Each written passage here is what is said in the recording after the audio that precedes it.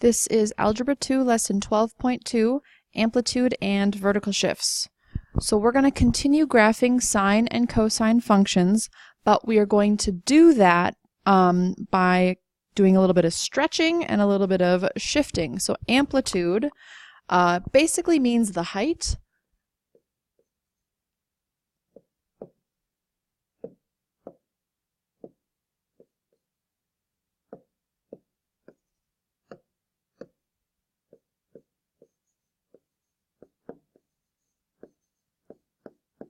And what it does is it stretches the graph vertically.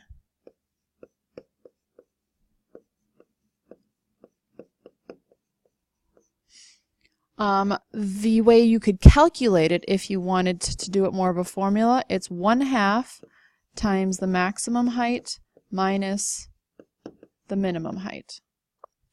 The vertical shift is like the horizontal center of the graph.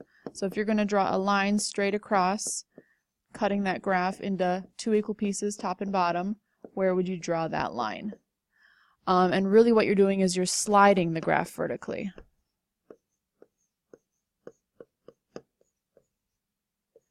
If you would like kind of a formula approach to that, I'm going to use the letter D for vertical shift, and you can take the maximum point and subtract your amplitude.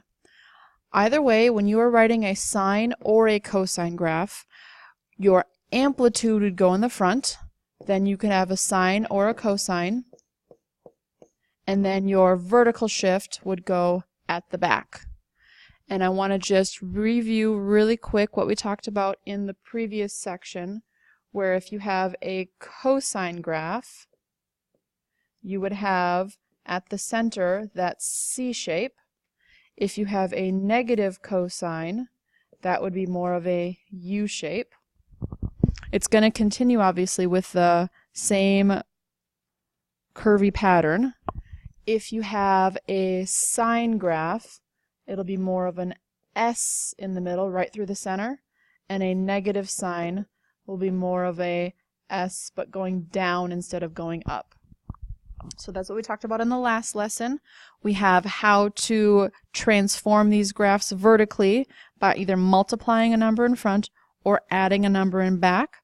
So let's take a look at some graphs with numbers added to them. So this first one here, I'm going to do the sine of x plus 1, and then the sine of x plus 2. So I'm going to go sine of x and just take a peek at that graph, and we've seen that before. Slides through the center, kind of has a S shape in the middle, but then that repeating pattern. So if I do the sine of x plus 1, what I'm doing is giving the vertical shift 1. We talked about that's a slide, so I'm going to slide the graph up 1. So we should see that same sine graph, but now the new sine x plus 1 is 1 unit higher than the original. It slid up. And then if we do sine of x plus 2, we will see the same graph slid up 2. So you can imagine if I did sine x plus 3, it would go up 3. Sine x plus 4, it would go up 4. And we could do the same thing with negatives, like sine of x minus 3 or plus negative 3, they mean the same thing, would slide that graph down 3 spaces. So I'm going to try to draw these ones here. We'll do sine of x, center up, back down, and back up again, and then back the opposite direction.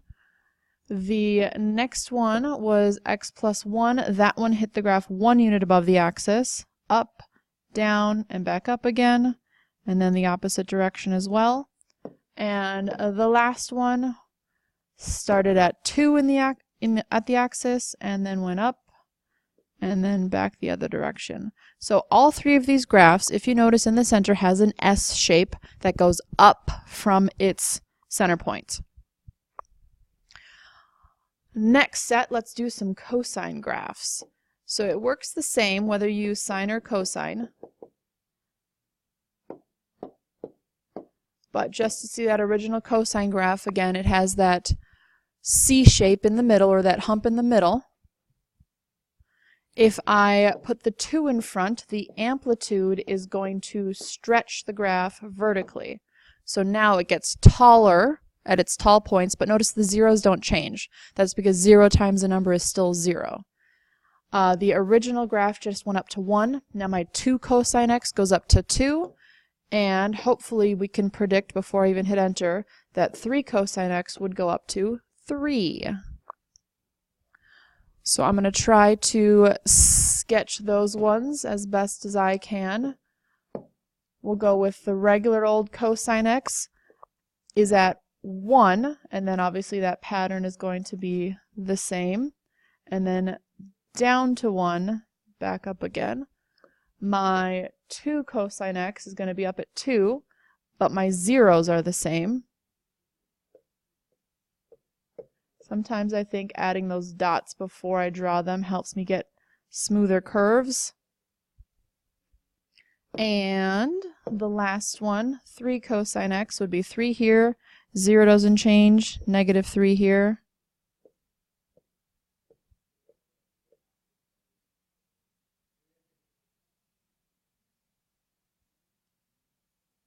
And there we have it. Example B, we're going to try to go backwards now. We're going to start with the graphs and try to come up with the equations. So the first thing that I like to do is say, is this a sine graph or is this a cosine graph?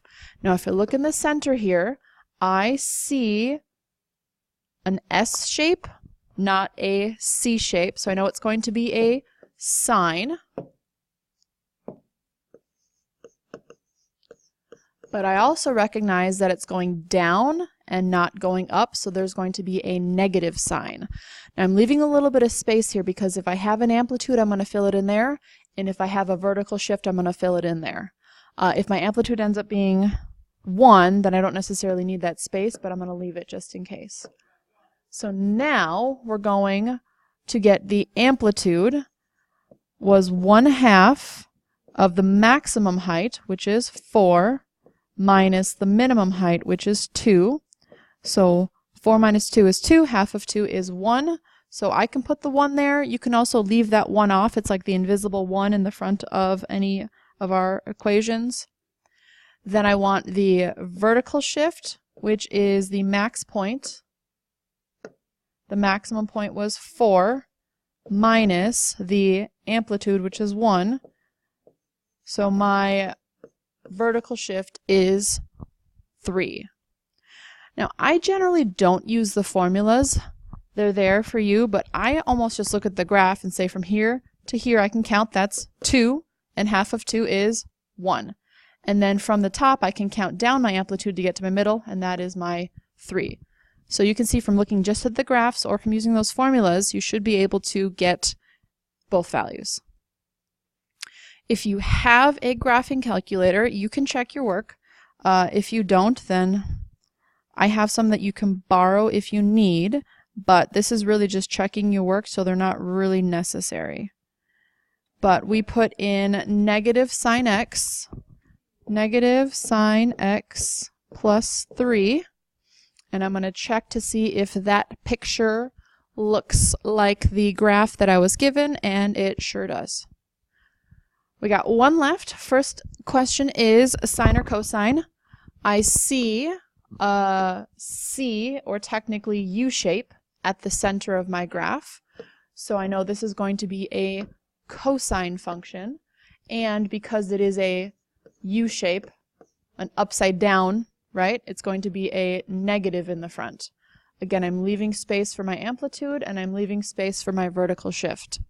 So to get my amplitude, that is 1/2 of the max minus the min. I'm going to just fill in the max number, sorry. So the maximum number here is 3, minus the minimum number here is negative 3. And that minus negative is important. Don't drop your minus, don't drop your negative. But 3 minus negative 3 is 6. A minus a negative is technically a plus. 3 plus 3 is 6. Half of 6 is 3.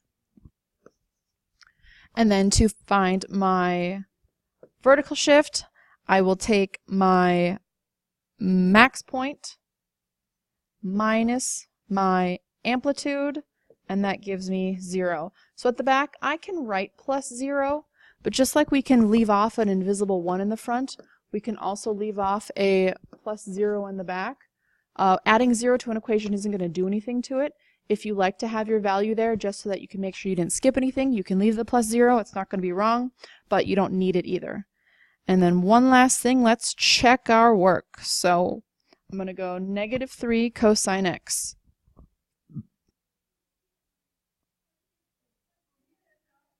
And if I check that one, I get the exact same picture, so I know I did that one correctly.